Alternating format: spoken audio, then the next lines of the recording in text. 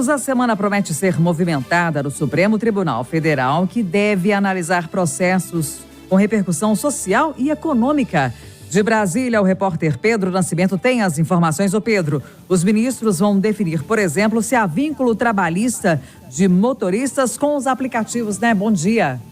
Exatamente, Kátia. Bom dia para você e para todo mundo que acompanha Itatiaia. Esse primeiro mês de volta do recesso do Supremo, promete ser bastante movimentado, incluindo para análise dessa pauta que já tem dado o que falar. Ao longo dessa semana no STF são 9 processos para serem julgados e 2 sessões no plenário, e um dos destaques é justamente essa discussão sobre o vínculo empregatício entre aplicativos, motoristas e entregadores. O julgamento dessa pauta está marcado para quinta-feira e há retomada de discussões que terminaram em dezembro do ano passado, quando a primeira turma do tribunal decidiu que não há relação de emprego. Essa foi a primeira decisão colegiada sobre o tema no âmbito do Supremo, sendo que antes, em decisões individuais, os ministros da Corte já vinham seguindo nessa mesma linha de não reconhecer a relação de emprego entre aplicativos e os trabalhadores. Agora o tema vai à deliberação do plenário do Supremo, já que o colegiado enviou um caso semelhante para avaliação de todos os ministros, e a intenção é justamente uniformizar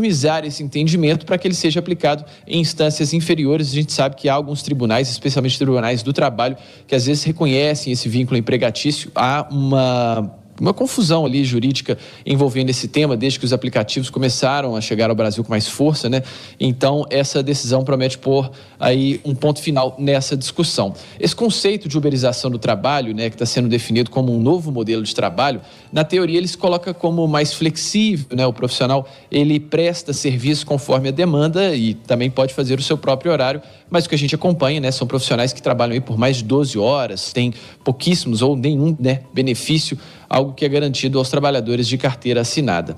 Ainda nesse mesmo dia, a gente tem outras discussões muito interessantes, Uma delas é a análise de um recurso que discute se é possível usar trajes religiosos em fotos de documentos oficiais, como, por exemplo, a carteira de habilitação. Esse é só o início dessa discussão, mas para a gente entender, essa é uma pauta que diz respeito às restrições ao uso de itens que, por exemplo, cubram a cabeça ou parte do rosto, e se isso poderia ferir a liberdade religiosa. Esse caso chegou até o Supremo Tribunal Federal após uma freira no Paraná acionar o Departamento de Trânsito do Estado na Justiça, depois que foi impedida de usar o traje religioso para a renovação da CNH. Só para fechar o resuminho aqui do Supremo, porque na quarta-feira os ministros também vão analisar um recurso que discute se é preciso ou não justificar a demissão de empregados públicos, outro processo que, independentemente aí do resultado, também promete dar o que falar. Aqui em Brasília, neste momento, temperatura na casa dos 22 graus, céu parcialmente nublado.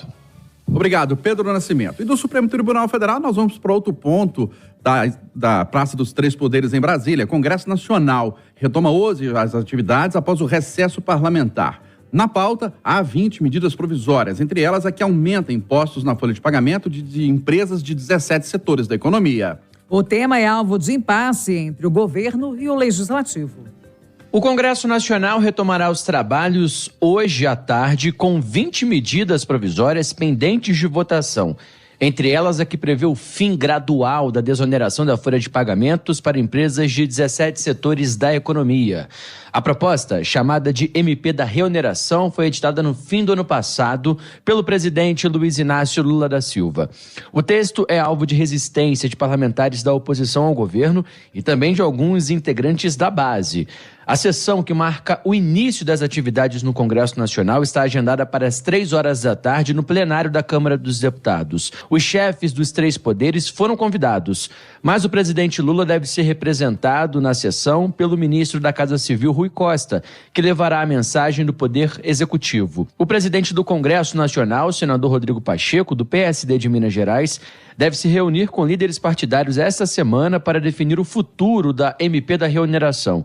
Existe uma pressão de parlamentares da oposição ao governo para que Pacheco devolva a MP. O ministro da Fazenda, Fernando Haddad, tem participado da articulação com o Congresso Nacional para viabilizar a tramitação da matéria. As reuniões para definir o futuro da MP da Reoneração devem contar com a presença do presidente da Câmara dos Deputados, Arthur Lira, do Progressistas de Alagoas. A desoneração da folha de pagamentos permite que as empresas beneficiadas substituam o recolhimento de 20% do imposto sobre os salários por alíquotas que variam de 1 a 4,5% da receita bruta. O Congresso Nacional prorrogou o benefício até 31 de dezembro de 2027, derrubando o veto presidencial. No dia seguinte à promulgação, o presidente Lula editou a chamada MP da Reoneração, que prevê uma alíquota menor de imposto a partir de abril deste ano, mas o benefício, pelo texto, fica limitado ao teto de um salário mínimo por trabalhador. Além disso, a proposta do governo estabelece uma redução gradual do benefício até 2027. Na avaliação da equipe econômica do governo, a mudança é necessária para o país alcançar a meta de déficit zero nas contas públicas em 2024. De Brasília, Jonathan Ferreira. 7h26. Economia.